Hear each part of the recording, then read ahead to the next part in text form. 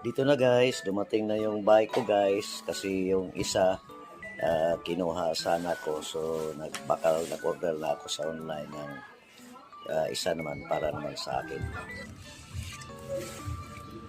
Dito na guys, na assemble completely na siya guys with mga additional accessories like ng front light, side mirrors, yung pungko niya pinalitan ko rin ng bago, at yung rear carrier, at saka yung tail light na guys. Itong tail light na guys, inductive ito. Pag i-brake mo, parang brake light talaga rin.